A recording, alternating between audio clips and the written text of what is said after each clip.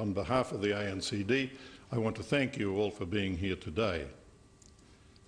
3 days ago, we commemorated the signing of the armistice following the First World War in 1918. And in 1971, President Richard Nixon declared a war on drugs, and the phrase was popularised by the media.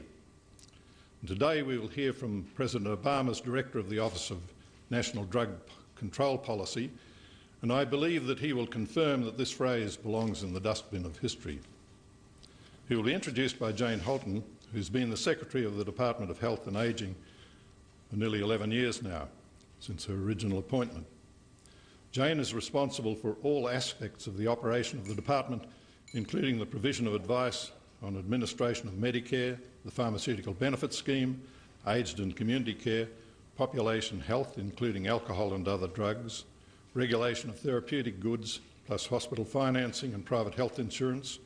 She also has responsibility for leadership on health security issues, including matters relating to bioterrorism.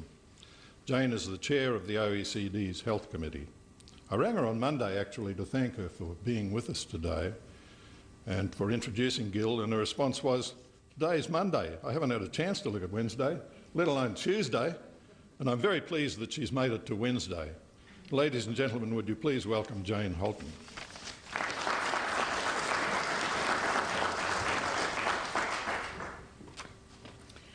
Thank you to John here, and it is Wednesday all day. Can I thank John for this invitation, and particularly thank the ANCD for their invitation to Director Kerlikowske to give us this very important lecture. It would be remiss of me if I didn't start this by acknowledging the traditional owners of the land on which we meet, their elders past and present. I'd also like to acknowledge that the ANCD makes an incredibly valuable contribution to the policy drug debate in Australia. And it seems like yesterday, but the Council actually has been in operation for some 14 years. And I'd really like to congratulate both the current members but also the previous members of the Council for the very significant contribution they have made to a proactive and I think a positive discussion in our society about drug issues, and particularly in supporting the National Drug Strategy. We have had a number of positive changes in the Australian drug environment under this national strategy, and has consistently been based on 3 principles, and they're important, I think, to remind ourselves of. Firstly, supply reduction. Secondly, demand reduction, and really importantly, harm reduction. I think these 3 things, which we have held as key elements of this policy since the beginning, have really stood us in very important and good stead. Importantly as well, our approach acknowledges and indeed supports the need for strong partnerships between law, health, education and other agencies right across government, but importantly, really importantly, across civil society more broadly. Now, the evidence suggests that this approach is actually paying dividends, that the overall use of illicit drugs has fallen from 22% in 1998 to less than 15% in 2010. And our success has been across all drug types, including cannabis, methamphetamine, ecstasy and heroin, a very positive result. Now, of course, programs that support the safe supply and disposal of syringes for injecting drug users have directly averted over 32,000, I'll just repeat that number because it is so large, 32,000 new HIV infections and nearly 97,000 hepatitis infections in Australia over the decade 2000 to 2009, a significant health and personal burden averted. So I'm very pleased to welcome Mr. Gil Kerlikowske, who's the Director of the US White House Office of National Drug Control Policy today. He is very welcome in this country. Since his appointment in 2009, Mr. Kerlikowske has overseen efforts to reduce illicit drug use and its consequences in the United States. He brings a really impressive history and background to this role. 37 years of law enforcement and drug policy experience, not to be dismissed as being a crucial part in this effort. He's worked as an undercover narcotics detective, an internal affairs investigator, and a police hostage negotiator. I must ask him which of those roles was the most difficult at some point. He most recently served 9 years as the Chief of Police in Seattle, Washington, and when he left, crime was at its lowest point in 40 years, a significant achievement. Previously, he's been Deputy Director of the US Department of Justice, Office of Community-Oriented Policing Services, where he was responsible for over $6 billion in federal assets.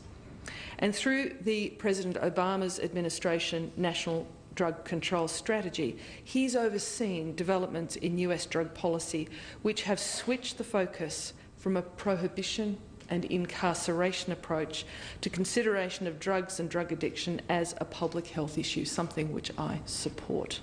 So it's a particular pleasure to introduce to you and to welcome Mr. Kerlikowske to our country and to invite him to give his address on US drug policy. Over to you.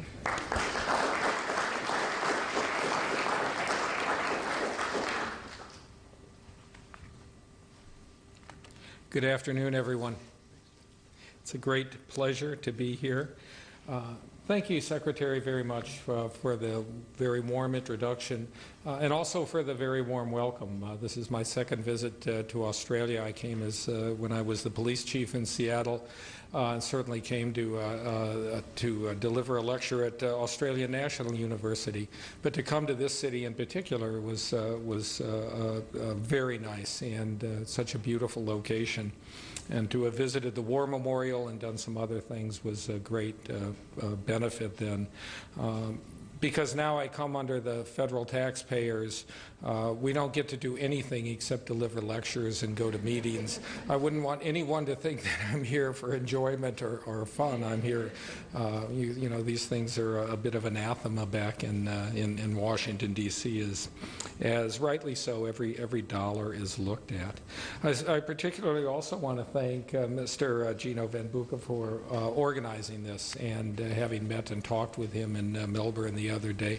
And I really want to thank Dr. John Herron, an incredibly gracious individual, but also one who has spent such a great deal of time and is really tireless in these efforts.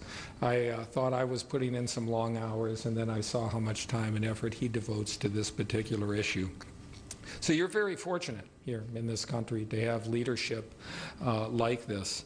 But we're very fortunate to have partnerships with the government of Australia, but also with the non-governmental organizations. And we share so many values. And I want to talk about some of those that are specific to our drug issues. Because we have so much in common, and because we have all spent so much of our time and our lives and our careers responding to the drug problem that threatens society, I know that people in the room understand the harm associated with drug use and the urgency of the mission to reduce the consequences. And today, as you know, I'm here to talk about drug policy. But before I go into some details on that, about what we're doing in America, I want to provide a little bit of context about how the Obama administration views the issue of drug use, which I think is a bit different than some of us who are certainly, some more than others, certainly old enough in this room to remember some of the historical battles around drug policy. When I took the job 3 years ago, just as Dr. Herron said, I think in the interview I did within the first couple weeks, I said we need to end this phrase about a war on drugs. It wasn't going to define the Obama administration's approach to this problem. And I chose to banish that approach to the problem, although you know you really are not a czar and you can't just dictate that.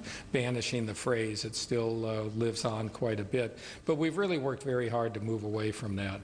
And while the office seeks to reduce drug use and its consequences, that war on drugs statement is just so incredibly misleading, and it is so demeaning. We're not at war with people, particularly as someone who spent 4 decades in law enforcement.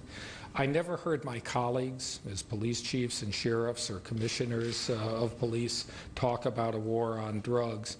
And it is just such a simplistic bumper sticker answer to what is an unbelievably complex problem. So let me be clear, though, that law enforcement is going to play and will continue to play a very vital role in addressing not only the violence that's associated with the drug trade, but they can also be an incredible role, as I saw so clearly in this first, what I believe was an historical conference in Melbourne, bringing public health and public safety together to figure out how to collaborate. History's proven that law enforcement alone is not going to end drug use. And the favorite phrase that my colleagues used to use is that we can't arrest our way out of this situation. And it's time for us to develop and use a much more holistic approach.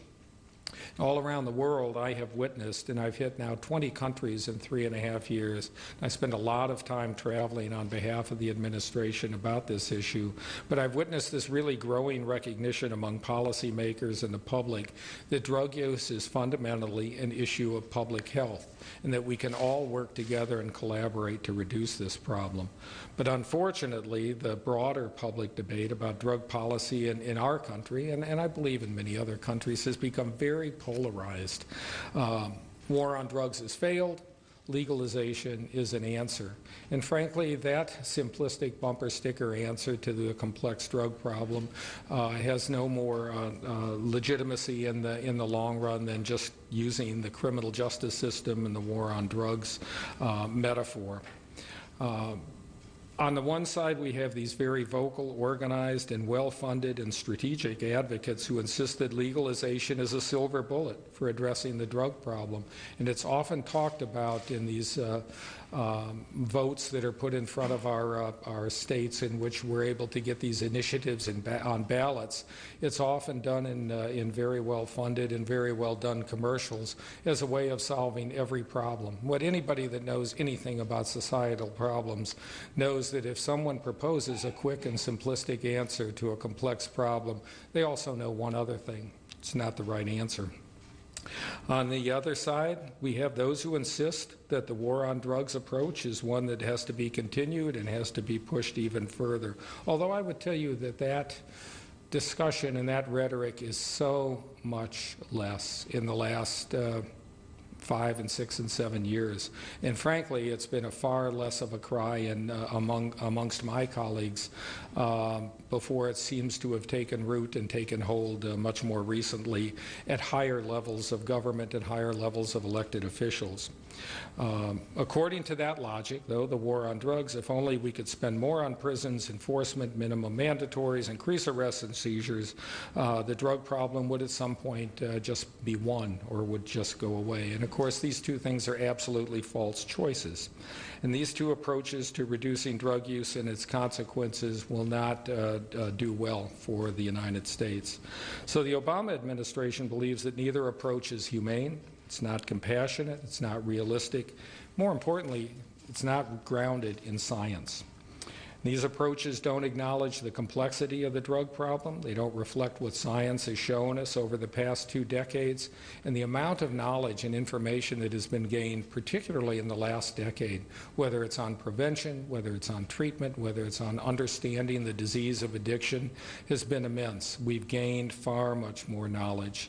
And to that, I think we owe a great deal of gratitude to people that, at NIDA and others who have funded a number of projects around the country in collaboration with lots of other international partners to explore this and learn more about it.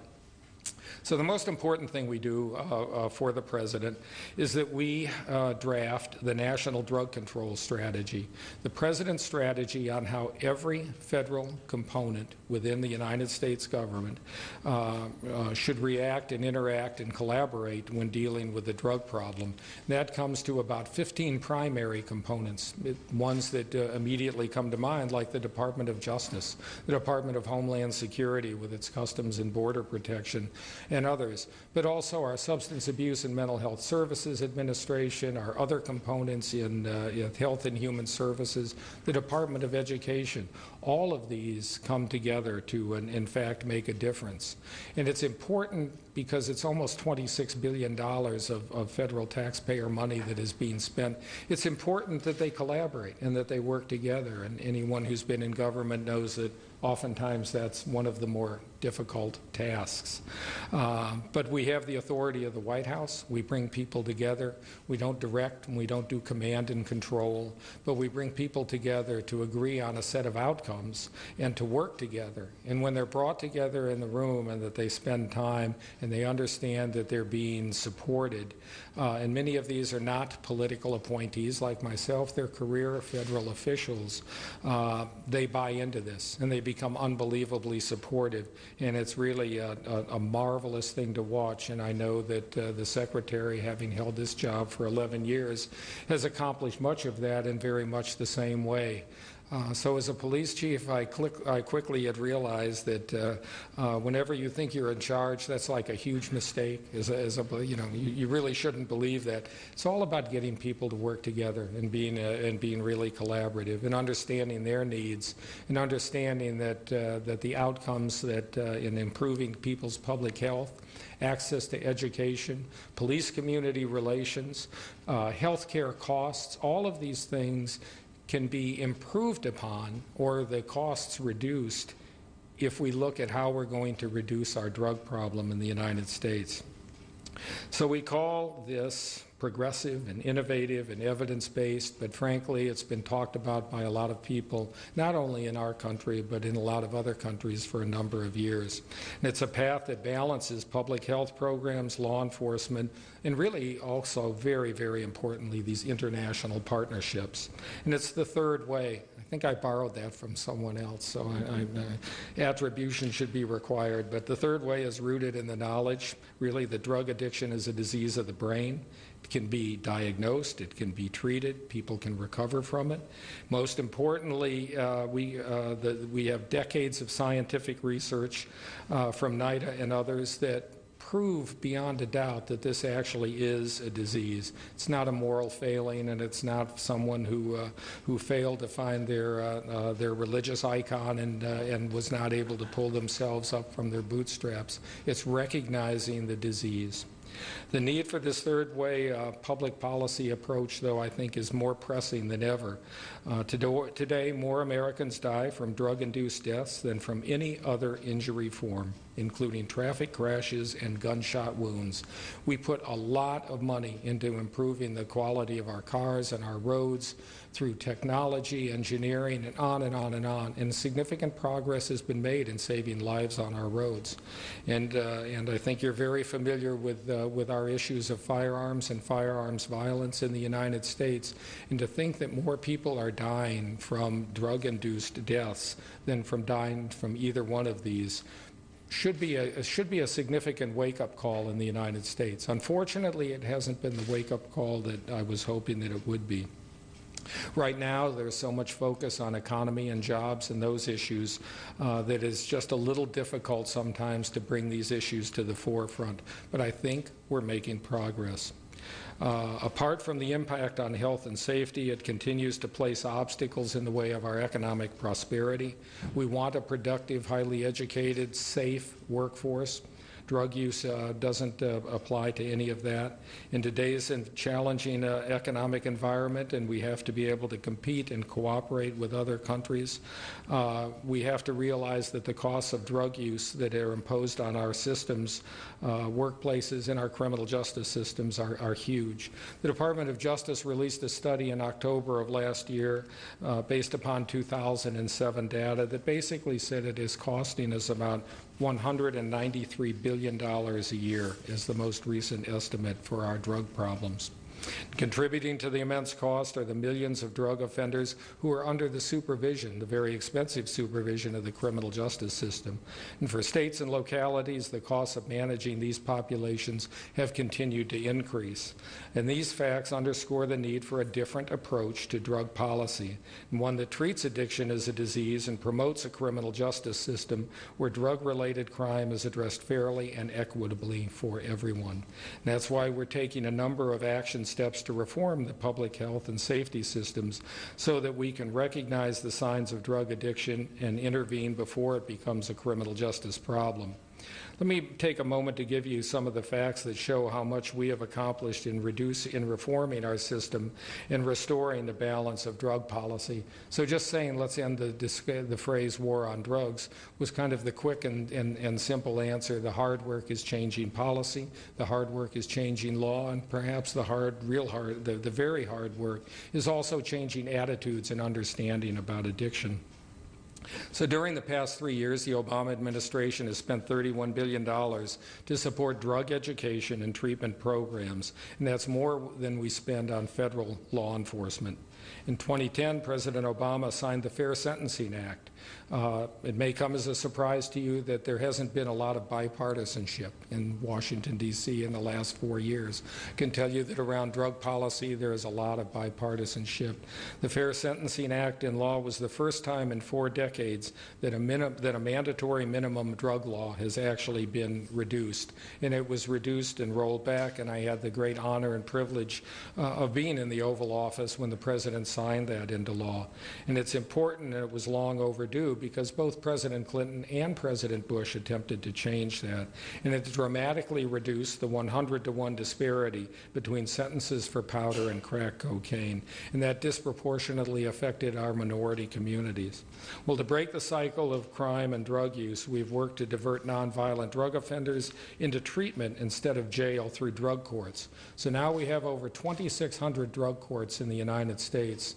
And when I was privileged to work for Attorney General Janet Reno, we had one. It was in Miami. She was intimately familiar with it, having been the prosecutor in that area. And now they've expanded to over 2,600. And the hard evaluations, the longitudinal evaluations, the independent evaluations continually show that drug courts are both effective and that they are cost efficient in dealing with drug offenders. I often tell people as I travel the country, and then during this election cycle, which many of you got to see in only snippets, and we got to see continuously day after day after day. Many of you, I would go back to my hotel room and turn on the TV, and there would be people, and they were just mad as heck since I'm on TV, and they were just mad as heck. And they were unhappy with there's too much government doesn't listen, government doesn't pay attention, I wish those people could go to a drug court graduation and see. And we know not every person who goes through drug court, not every person who goes through rehabilitation is going to be successful all the time. It isn't like going in and having your broken arm set and then seeing it knit and come out and feel that and know that it's completely healed. It's a much different disease, and part of this is changing that. But I often wish they could go to a drug court graduation, which is at the local grassroots level of our country, and see people whose lives have been turned around. See people who are no longer on the tax rolls, but people that are back paying taxes and taking care of their families and really kind of being the people that they truly want to be.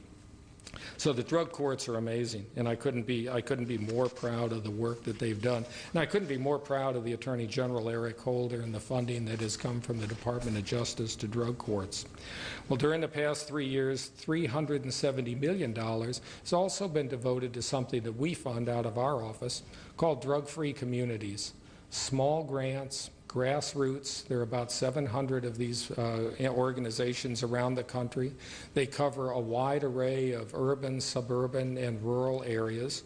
They're given information about evidence-based prevention programs. They are the most credible people because they come from the local community, and they speak with the same voice as the people that they represent. And they must have the cooperation and the sign-on of all of the key important players in youth's lives, whether it's the law enforcement community, whether it's the schools or others. They all have to show that level of collaboration. And then they provide information to our youth in our country about the problems that drug use can cause. And they're quite successful. We've had 2 now peer-reviewed journal articles that show that young people that know about these systems and have been exposed, or the communities that have drug-free communities, are more resilient resistant and more empowered not to use drugs. And none of these things are silver bullets, but I guess I use them all to illustrate how important it is that there's a real collaboration. Well, recognizing drug use as a public health issue is also an Obama administration when we first release ever of the National Prevention Strategy. That's not in our office, that's done by our Surgeon General, Regina Benjamin, but it comes together and brings many other federal components, and I'm privileged to sit on that group also, and it brings them all together to look at what can we do about prevention and how can we prevent injury and health, not just from drug use, but alcohol, tobacco, but then so many other issues. How can we reduce violence, and particularly family and domestic violence issues? Those are all important. And to reduce the stigma that is associated with drug addiction. I cannot tell you how many hundreds and hundreds and hundreds of people I've met that are in recovery, and how often they don't want to speak about it, they don't want to mention it.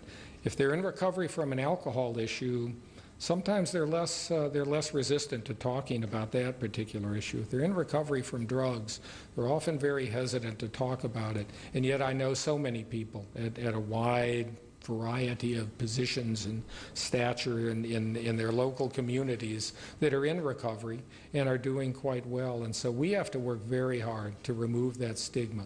If they've been incarcerated, they've been arrested, and it involves that drug issue, which oftentimes, regardless of the charge it does, we have to make sure that when they get out, they have the support.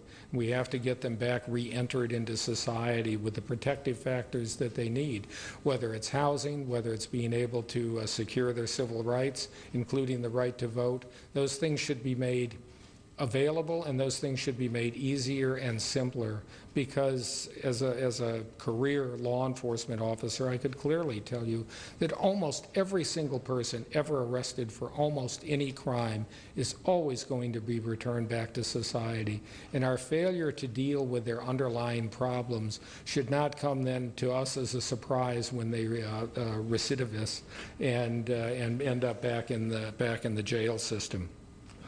Our policies support, though, bringing into primary care this issue of drug abuse. So we have all of these incredible health specialties. And then way over here, we have kind of drug treatment.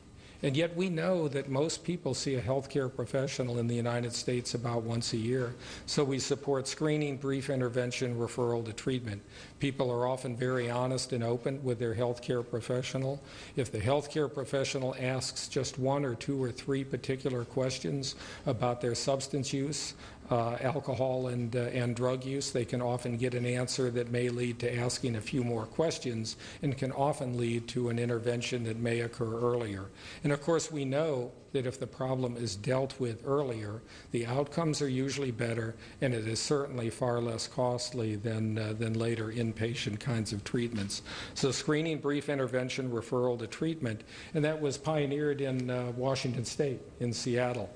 And the evaluations to the cost savings of taxpayers of ESPERT, as we call it. You know, we have to have an acronym in Washington for everything, and I'll give you all these inside Washington, D.C. terms, and you can write them down and impress your friends later on with them. But ESPERT is an important part of this. Healthcare reform in the United States, moving forward, the Affordable Care Act is revolutionary in the United States. It is going to vastly increase the number of people that will now be available for help with a drug problem in particular. We're emphasizing the importance of bolstering prevention programs in a wide array of areas, and making sure that there's much more collaboration. These programs involve really saving lives and making people healthier, which is something that we all want. Recognizing that smart and innovative law enforcement also remains a very vital part. There are no better, and I can clearly tell you this with some authority after 4 decades, there are just no better partners in the world, in whether it's the commissioners that I've known here in Australia, whether it's my colleagues back in the United States. There are no better partners for teaming up with healthcare, for figuring out smart and effective ways to reduce the problems. There's nothing more frustrating to career police officials, including detectives and line officers, than to continually recycle the same people through the same system over and over. There's nothing more frustrating in having gone to literally hundreds of community meetings than to be yelled at and to have fingers pointed at you and say, do something about the drug problem, fix the problem in my neighborhood. You can understand the levels of frustration and you can understand the levels of concern, but it can't be about just law enforcement fixing the problem. Other programs I'll give you as an example that involve law enforcement include our HIDAs. We fund 28 what are called high-intensity drug trafficking areas around the country.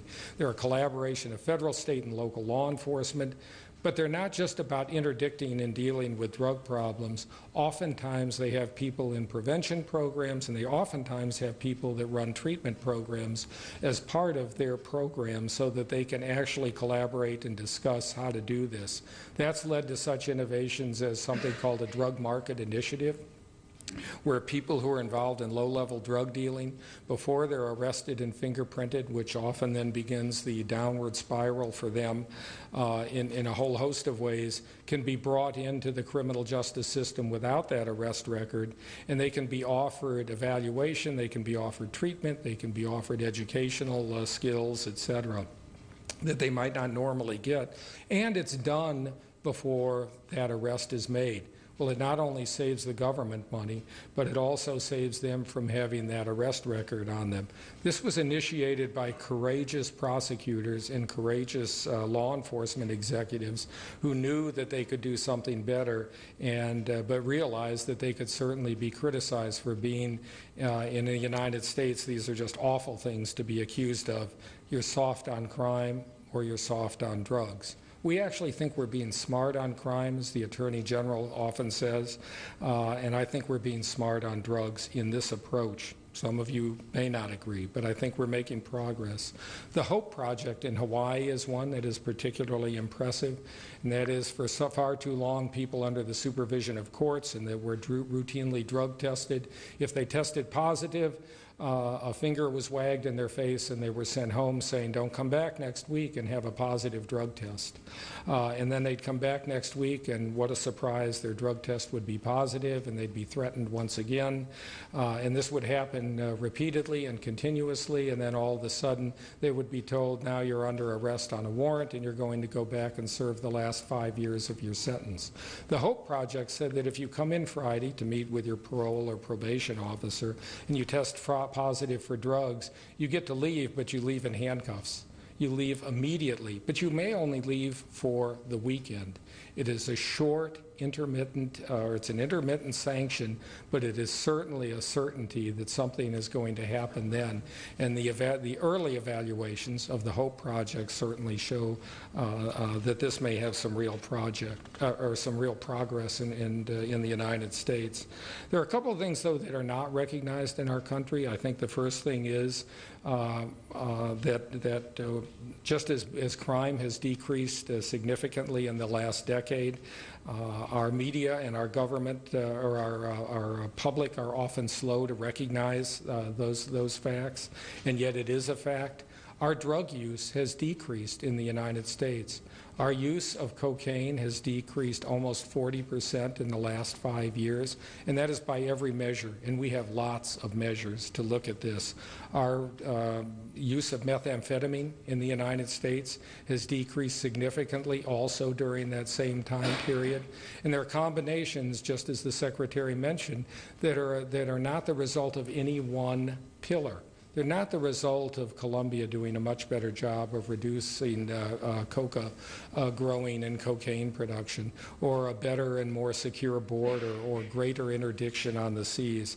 They can also be a combination of a lot more education and a lot more information that is provided to people in a non-threatening way that is evidence-based, that tells them about the dangers of these two particular substances, and can make a huge difference in reducing the problem. So we're starting to see that. We've talked oftentimes, and certainly glad to answer questions about our use of prescription drugs, which is also a significant driver not only of deaths but of also people being admitted to our very busy emergency departments in our hospitals for the use of this. Chronic drug use is just this incredible ongoing challenge, not only here but throughout here in Australia and the United States, but also throughout the world. And it requires not just being vigilant about the problem, but it also requires compassion. And the solutions of the past have to continually be re-examined to meet the challenges of today. Drug trafficking and the threat to peace around the world and the threat to the global economy as a result of drug trafficking must be confronted with every measure possible. We need that deep commitment of governments to reduce that problem and to actually use the laws that are in place to reduce the kinds of crimes that are associated with these international criminal enterprises that are involved in not just drug trafficking, but every other type of crime. We have to have and continue to have that strong relationship that is enjoyed between Australia and the United States. And frankly, given my background and my profession, you wouldn't think I would be a particularly optimistic person. I am very optimistic about the progress and the work that we can do together to reduce our problem. Reducing drug use and the consequences is unbelievably hard work. There's nobody that can attest to it more than it has been on the front lines on this issue than Dr. Heron. It's long-term, it requires a huge commitment, but it's so important to our futures. We continue to implement our balanced approach to drug programs and look at the problem. We also go away here on Friday from our visit to Australia having learned so much from you. Your success in reducing alcohol-impaired driving is remarkable. Frankly, the United States is still quite behind you. Your progress on looking at the drugged driving issue and addressing drugged driving, which has not been on our radar screen, is also very important. And again, we'll walk away or fly away from Australia having learned a great deal from you in those areas. I want to thank you for having me. I very much appreciate this, and I look forward to answering your questions. Thank you.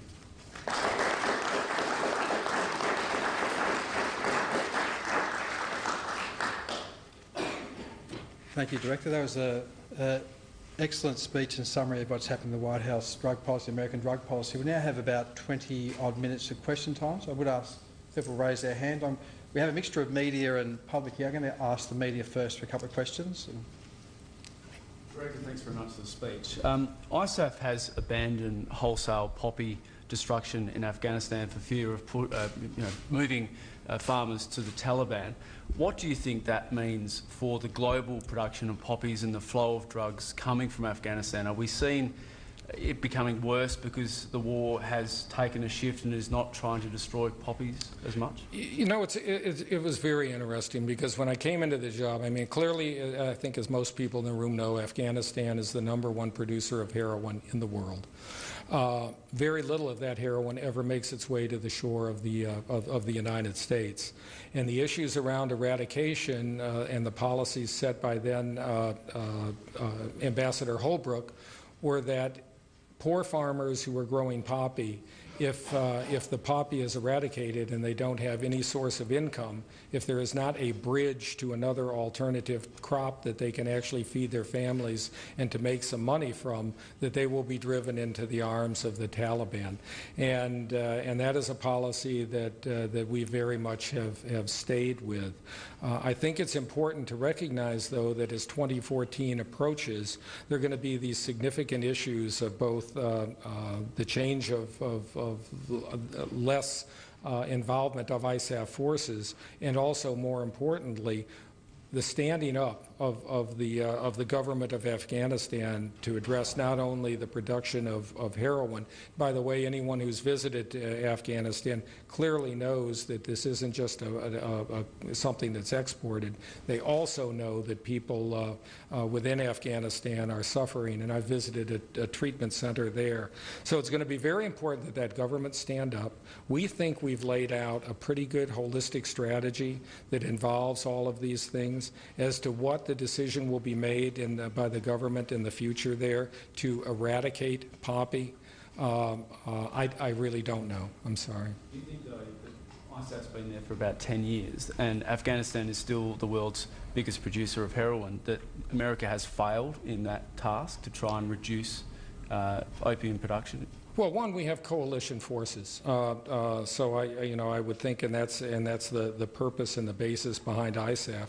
And there couldn't be a better, stronger partner than the government of Australia. So if we only look at eradicating poppy in what is a huge country as an answer, I would tell you no, I don't think it's a failure. There are over 90 DEA agents, the largest contingent of DEA agents in the world, assigned to Afghanistan. And they're looking at the networks and the cartels, the transportation. The border security has increased significantly. So I just never want to look at things like eradication as a single answer to the problem. Have we seen supply increase as a result of the reduction of poppy destruction in Afghanistan? You know, I can only reflect on the, I know a little bit about the UNODC numbers, but I can only reflect on our heroin issues, and it is still a very single-digit percentage of Afghan heroin that ever comes into the United States. Doesn't mean that we don't have a great responsibility to work together to end those networks and to give farmers some alternative, and USAID could not be a stronger player in giving that alternative crop measure to them. Thank you. Sure. Tony, the front. Yeah, my name is Tony from Family Drug Support. I started being involved in the drugs issue because I lost my son to a heroin overdose 17 years ago. And thank you for what you've said, and thank you for the achievements. I think both countries are moving forward and doing good work. I do want to quote one statistic relevant to Australia, and that's since Damien died in February 1997, we've lost 10,000 people to illicit drugs, aged 14 to 40 in this country alone, and that's not a good statistic. When President Obama came to power, we had a lot of hopes, and it's good to see that there was a change in rhetoric and some of the stuff you've implemented. I guess what I would like to know is what next? There are a lot of things you haven't done, and particularly in the area of reform and real steps forward. I'm not talking about legalisation. Mm-hmm. I'm talking about evidence-based strategies that have been successful in other places in the world, like prescription heroin, like supervised injecting centres, like needles being available in prisons, like drop-in centres for drug users who don't want to give up drugs. The voices of drug users being heard and families being supported. If you could comment on that, because we're really hoping that in the second term we're going to see at least some experimentation with some of these things. Well, let's talk about needle exchange. For example, President Obama was able to remove the federal ban on using federal dollars for needle exchange. Unfortunately, Congress reinstated that ban, and so that's not available. Needle exchanges exist in almost every big city in the United States, and they're often funded in a variety of ways. I guess when your statement, and we can certainly have this discussion offline, but I guess your statement that injection sites, heroin-assisted therapy for heroin addicts has proven to be effective. I think that we would probably have a disagreement in what the evidence supports, but it doesn't mean that we haven't moved in many ways light steps ahead in a host of these things. I mean, we really have this very strong belief that people can recover from drugs, and that there are people. We don't have time limits on our methadone clinics, but we also, want to at least provide a path to the vast majority of people who really want to end, I guess, the slavery around their addiction. And I think we could have the discussion. I don't think we're as far apart as you might believe. So John was next, and then John Rogerson from the Australian Drug Foundation. I'm just interested in the elections last week in a couple of states voting to legalise cannabis use, and I'm just interested in the implications for the states around this, and also in relation to the UN conventions and the impact there as well. Well, I think the issue is and we could end up spending more time on this than I think any of us want to. As far as the discussion around what happened, we have states that are actually able to gather signatures and get things on the ballot. We've seen a lot of different things, having lived in a state that actually would do this. The ballot initiative in Washington State, along with every other thing that a voter had to vote on, the ballot initiative on legalizing marijuana was 70 pages. I have to tell you, I don't think there are a lot of voters in Washington State that read 70 pages. I think there are a lot of voters that saw over $6 million of outside money flood into that state to produce very slick commercials about how this would basically solve most of the world's problems, not just Washington State, by legalizing marijuana. I cried for the people, the doctors and the teachers and the others who opposed that and were able to raise the whopping sum of $16,000 in order to oppose it. And I was very disappointed to see $6 million of basically outside money produce very slick commercials that I don't think people read a 70-page ballot initiative before they decided to vote. What the outcome will be as the clear conflict with federal law, I don't know, because I'm in the White House and the Justice Department is basically a very separate entity. That will be a decision that the Justice Department, I think, will be making, and frankly, the sooner the better. Coles? Could I remark, first of all, on the terrestrial and celestial events that accompany your visit? Hillary Clinton is in Australia, I believe. We've just had an eclipse of the sun up north, and on this day, back in 1908, Albert Einstein gave his quantum of light. So there you are. Look, my question is, remembering that a 2007 UNODC report showed that of 180 countries ranked according to their drug problem, with 180 being the best, Sweden, in the absence of harm reduction as its policy, was ranked at 168, while Australia came in at number 5. Would you disagree with that segment of the Australian Drug Law Reform Foundation's charter, which says, quote, "The unequivocal opposition to policies of prohibition with regard to illicit drugs of dependence and psychotropic substances"? So I've never been a politician, and I've never been elected at all or ever decided to run for office. So I don't know a lot about this. I would tell you that what I do know is that it would be a huge mistake for me to even begin to give you some idea of whether or not, while I'm here as a visitor and guest in Australia, to comment upon your charter and whether I think it's a particularly good idea or not. I don't know a lot about elected politics. I probably know I should stay away from that question. Thank you. Annie, do you have a question? Yeah. Hi, my name is Annie Madden, and I'm the Executive Officer of the Australian Injecting and Illicit Drug Users League. Yeah. So we're the national organisation representing people who use drugs. I'm a person on methadone myself.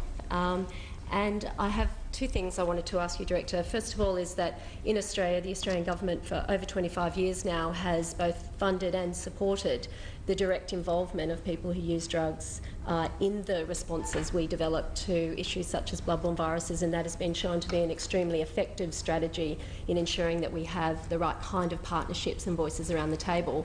I didn't hear you talk about the role of not just people in recovery, but people who may be still actively using drugs or people on treatment in your developing your responses. And second to that, I also didn't hear you saying, talking about very evidence-based approaches, wanting to take evidence-based approaches.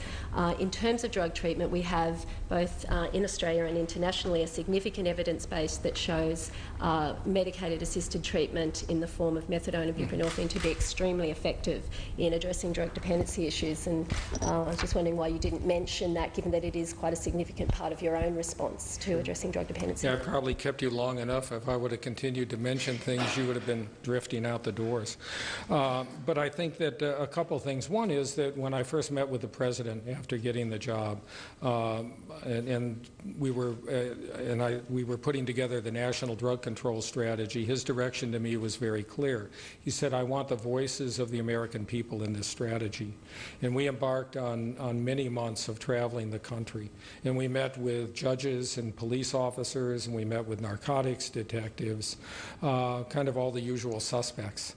We also met with people that run the treatment programs, people that are in the treatment programs, people that are in family-based treatment with their children, literally dozens and dozens of people who were being treated, whether it was at very more expensive clinics or whether it was in downtown neighborhood clinics, whether it was residential, whether it was outpatient, etc. Their voices are clearly reflected in that strategy. We continue to meet with them and talk with them. It's difficult for us to have a particular forum where they could be and everyone could be at the table because there are certain federal requirements that require everyone who is a part of an advisory committee to make a number of financial disclosures, to open up parts of their lives as part of being any federal advisory committee. So we think our willingness to go and engage not only on the street front, but to have them visit us in our office is probably a better way. Medication-assisted therapy, if it can lead, and we believe it can lead to additional things about improving a person's health and giving them information that may be useful at some point in their time in drug use, to abstinence are important components. But we don't have set timelines that we think this should only last so long, et cetera. So I think we're very open to that idea, to these parts. Thank you. Douglas, I have chaired 2 major round tables in Australia, bringing together some leading thinkers about where we ought to go with drug policy. And I was really delighted to hear your assertion that the American policy is to focus especially on this as a health and social problem rather than as a criminal justice problem. In Australia at this point, I think we are not committed to nearly the extent to the health and public health problem as we are to the criminal justice situation. And I wonder whether you perceive major directional changes in that relative commitment in the US, or whether you do see the criminal justice emphasis on interdiction and supply reduction as having to be a very large part of your operation? Well, I think the interdiction will always be a significant issue because it's not just the interdiction of illicit substances, it's also the interdiction on human trafficking and a number of other things that these organizations are involved in. And so it's important to recognize that rather than calling them drug trafficking organizations, we call them for what they are, transnational organized crime. That was one of the impetus behind President Obama's strategy on transnational organized crime. I think that you find incredibly smart and willing partners in law enforcement administrators to look at how to team up better with public health, and to be the country that had the first law enforcement and public safety conference this week in Melbourne, which didn't receive, unfortunately, I think the media attention that I would have liked to have received, says a lot about this country's forward leaning on bringing these collaborations together. You know, no police chief wants to continually be held responsible for every one of society's ills and then told to do something about it. There are a lot of other partners, and I think those other partners need to be full partners, whether it's in the public health issue or the mental health issue, and recognizing the problem. So I don't think in my dealing with the commissioners in this country that you would find any group that is more is more not. They're so willing to work with you. Sorry, just one in the media. Director, just 2 quick questions. Do you ever think that legalising any illicit drugs could stop the use of them to some extent? And also, looking at global drug trends, what do you think is becoming, what drugs are becoming more prevalent, and what does that mean for Australia? Well, first I'd say that legalizing, and even the legalizers, those proponents of legalization will tell you that if a substance is illegal and then becomes legal, that use will increase. It is more widespread, it's more available. No one needs to look at that issue any more than looking at alcohol, which is legal, and we arrest more people for alcohol than we do for drugs, for all drugs in the United States. And alcohol is certainly legal. So I think legalization doesn't lead to a decrease in use at all. I think it leads to an increase. I think it's sometimes we walk a very fine line in our office because of where we sit, and to say that here's new information about a new particular drug, and the media will pick up or the media will ask us questions about this next wave of whatever this drug happens to be. And I think that when we look at how best to give information, especially to youth, about prevention, it isn't about a particular drug.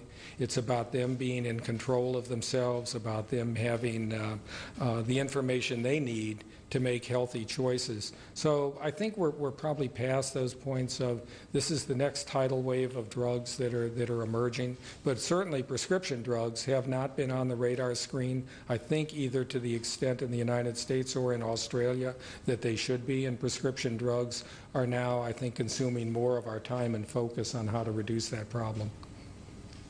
Marion. Marion McConnell from Families and Friends for Drug Law Reform.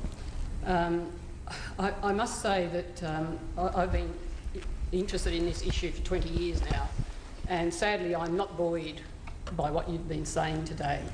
But one thing I would like to perhaps draw to your attention is that in the beginning of your talk you mentioned people that continue the rhetoric of war on drugs. But I feel that also on the other side, people are saying that people on the opposite spectrum want legalisation. Now, I would like to say that you are using the wrong rhetoric there too, because there are plenty of us, especially here in Australia at the moment, through Australia 21 and other organisations, who are just wanting to open the debate on this issue of drug prohibition and want to evaluate it, and then to perhaps move on to see what we could do which would have better outcomes. And so we're not looking at legalisation. So I would ask you to be more respectful of those who are looking for different ways to deal with drugs. That we are looking maybe for decriminalisation, but we need to debate it and see and you know, look at experience from overseas, and to be intelligent on this discussion, not to be just saying hard on drugs, soft on drugs. And so I just, you know, would urge you to have respect for those people who are really honestly looking for some change that will lead to less harm, especially for our young people and families, and hopefully also to reduce the crime. Sure. If I showed disrespect, I sincerely apologize to you. I come from the rhetoric that exists within our own media in the United States on this particular issue.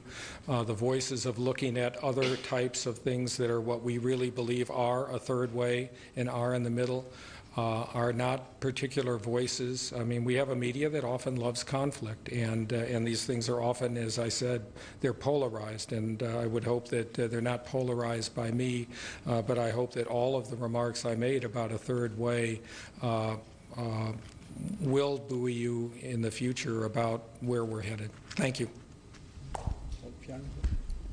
Hi, Fiona Patton from the Eros Association. Thanks very much for today, Director. One of the issues that is of interest and currently being debated in Australia is that of the synthetic drug industry that's making its way, and I'm sure you've talked about it, and I'd be interested in your department's approach on it. We're currently looking at what New Zealand is doing, which is looking at a program of allowing some psychotropic substances to be sold if they go through appropriate health and safety testing. And this is a way of sort of, I suppose, moving it out of the prohibition model, moving it out of the illegal drug industry and into a regulated model, and I'm wondering if you've got any comments on that. Sure. You know, I'm actually not that familiar at all with the ideas underway in New Zealand. I can tell you that the number of instances of these synthetic cannabinoids and cathinones has really been of great concern in the United States because of the horrendous psychotic episodes that have occurred as a result of the use of some of these substances. We actually just saw in our most recent survey data that came out the beginning of a downturn in the use of the synthetics. We think that part of that is the recognition and awareness, and the other part is the fact that these have been prohibited either by state law or recent federal legislation. So we'll have to see. We've seen a downturn in it when they're prohibited, but what we're seeing is an upturn in the illegal drug that it was mimicking. Thank you. Unfortunately, we're going to have to draw it to a close because it's 1:30. I'd like to thank the Director for making himself available, also to questions and answers like that, because it's an unscripted session, as you can see, and so to make himself available for this is much appreciated. Good. Thank you all very much.